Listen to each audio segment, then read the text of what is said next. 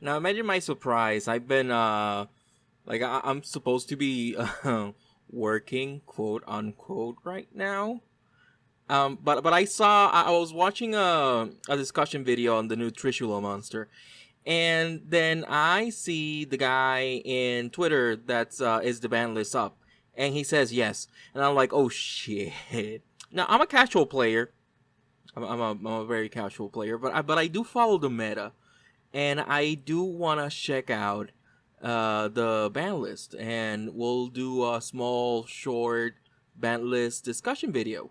So it's gonna be like sort of like a live reaction, but you're not gonna see my face because I fear if anybody sees my face, they're gonna end up going insane. Given I am an eldritch horror from beyond the stars and all that, so let's get right into it.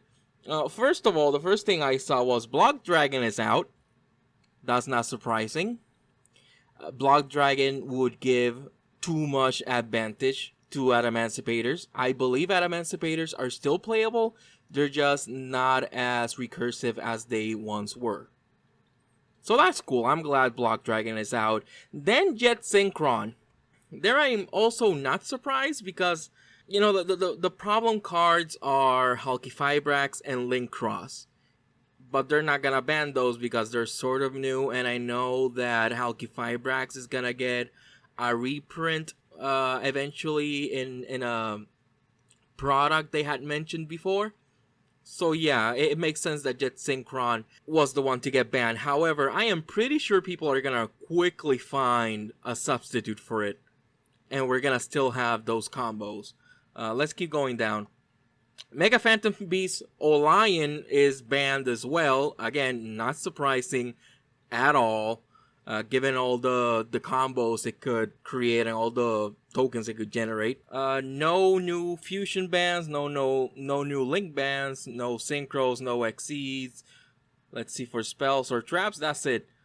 3 monsters were banned. Let's go to the limited. Double Iris Magician is back. That's interesting. She's back to 1.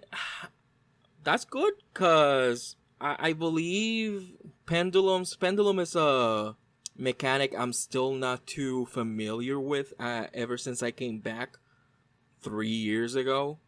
But I believe that Pendulums weren't doing that good lately in the metagame, so they had to give them something, and they weren't gonna give them Electromite. Let's see, the Phantom Knights of Rusty Vardish.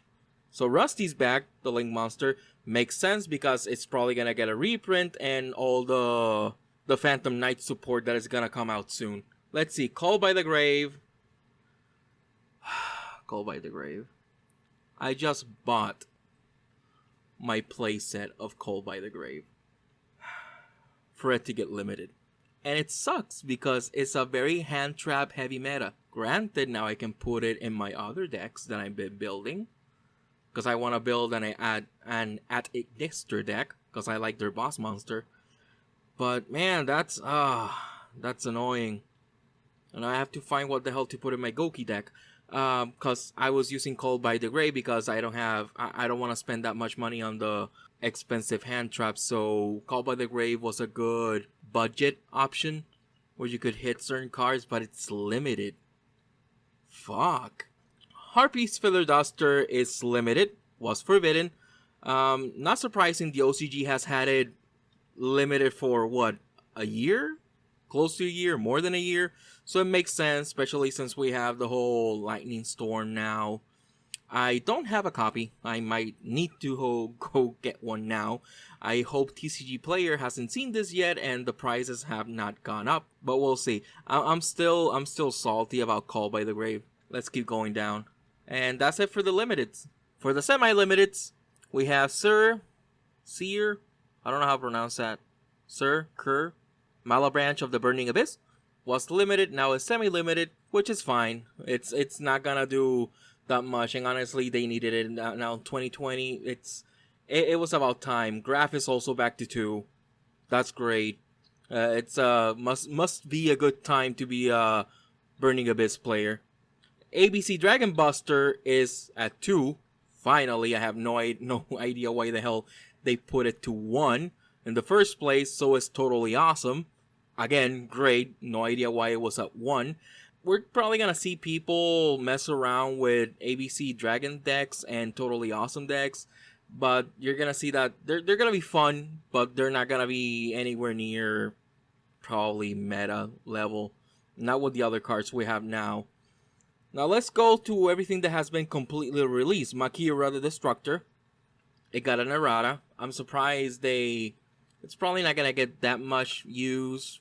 Maybe some rogue decks. Maybe somebody might try to experiment with it.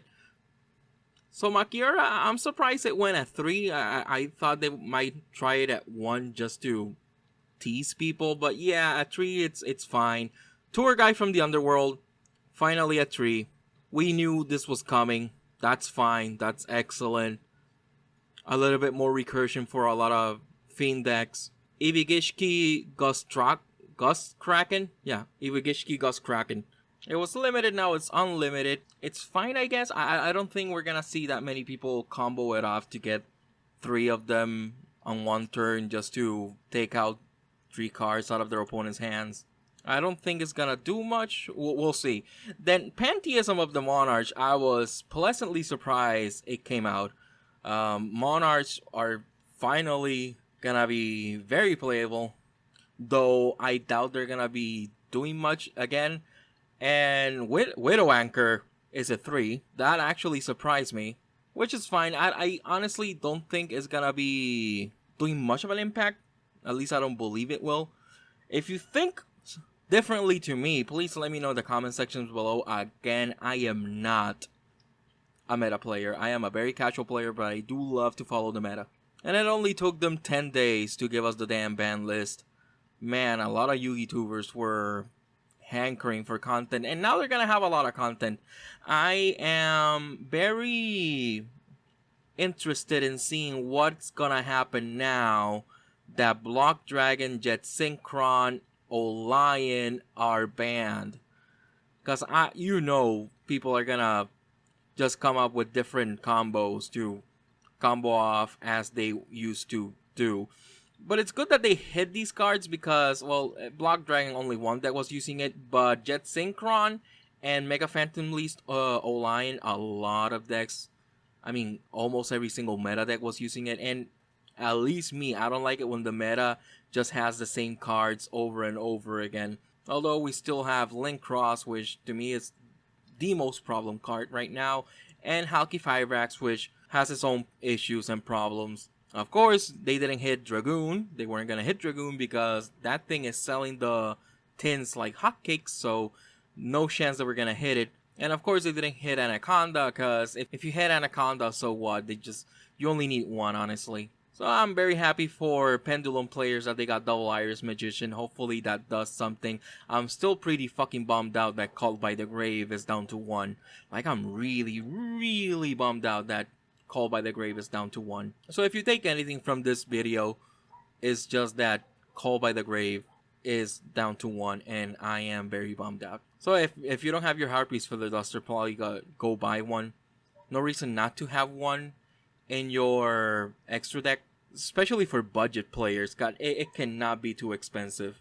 Now, if you excuse me, going to TCG player, Harpies Feather Duster. Oh man, these prices, it's really freaking expensive.